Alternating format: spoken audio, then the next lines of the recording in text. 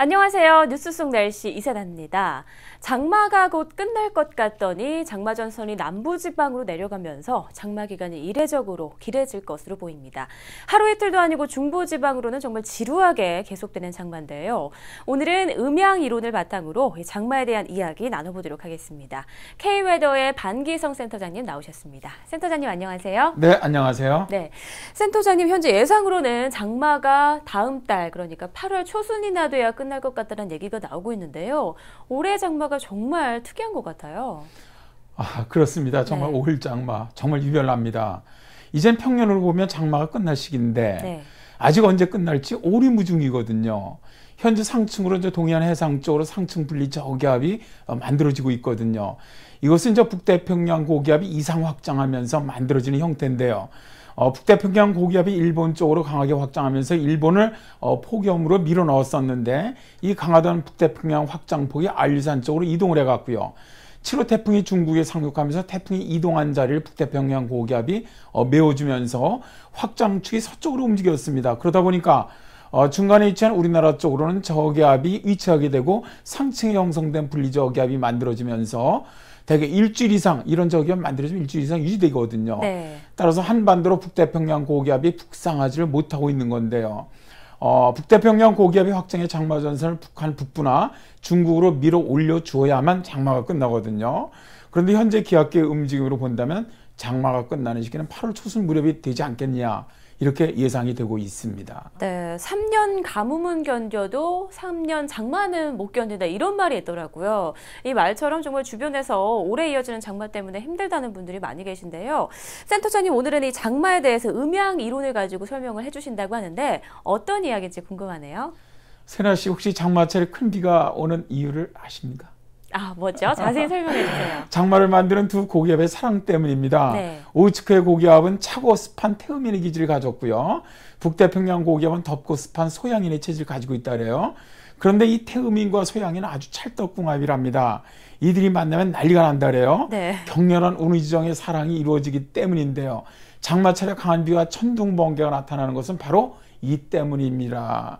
이렇게 얘기하는 것은요 사실 제 이야기가 아니고요. 네. 어느 한의학자의 말입니다. 그렇군요. 이렇게 들으니까 또 재밌는데 그러니까 장마가 생기고 강한 비가 내리는 것을 지금 사상 체질론을 바탕으로 설명을 해주신 거잖아요. 듣고 보니까 그럴듯한 것 같아요. 네, 그렇죠. 그런데 이 말 안에는 동양의 음양사상이 들어있습니다. 사상 체질론이라는 것도 결국 음과 양의 이론에 기초를 두고 있거든요. 네. 동양에서는 오래전부터 현상을 음과 양의 대립과 순환 개념으로 해석을 했습니다. 날씨를 한번 예로 들어본다면 말이죠. 네. 증자의 천운서를 보면 음양의 기가 한쪽으로 쏠리면 바람이 생기고 음양 모두가 내재되어 있으면 우레가 생기고 혼합되면 번개가 생긴다. 그러나 기가 합쳐지면 비가 된다라고 말합니다. 태평어람에서도 음양이 모여든 것이 구름, 분노한 것이 바람, 화합한 것이 비라는 말이 나옵니다.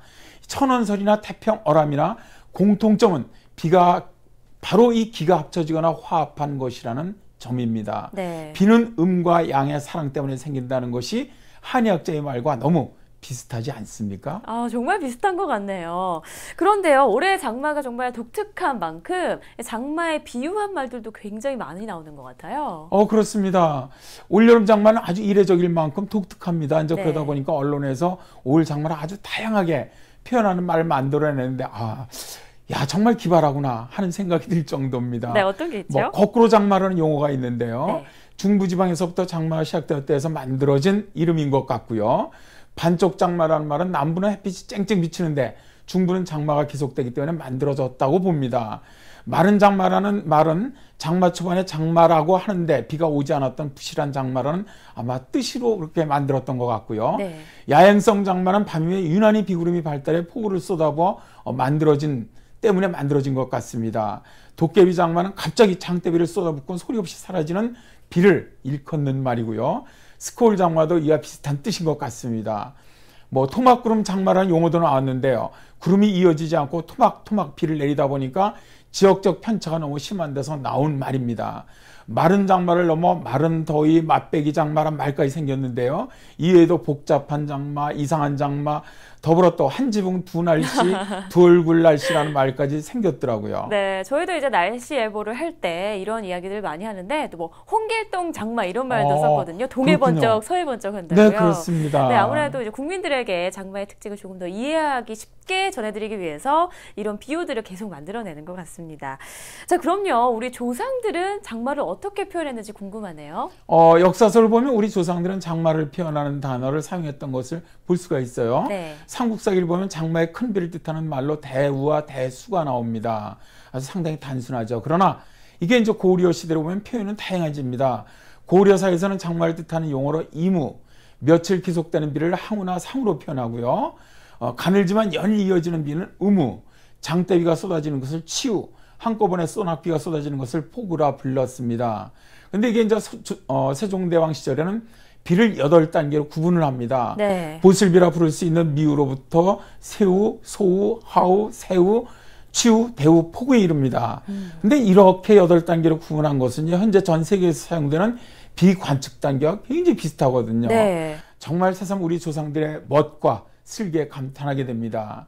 올여름 장마 때 보였던 비는 형태에 따라 뭐 치우나 대우, 폭우에 해당되지 않느냐 그런 생각이 듭니다. 네, 자 오늘 이렇게 장마를 음양설로 풀어준 것이나 또 이렇게 언론에서 올여름 장마를 부르는 다양한 용어들을 살펴보니까 정말 재미있고 신기하다는 생각까지 드네요. 네, 센터장님 오늘 도움 말씀도 고맙습니다. 네, 감사합니다. 우리 역사에서도 장마를 여러 이름으로 불렀습니다. 대우로부터 취우, 폭우, 그리고 의무까지. 새삼 우리 선조들의 지혜가 대단했다는 생각이 드는데요. 계속 이어지는 장마 기간 동안 저희 YTN 웨더에서는 정확하고 신속한 기상 정보를 제공해 드리도록 계속 노력하겠습니다. 오늘 준비한 내용은 여기까지입니다. 시청해 주신 여러분 고맙습니다.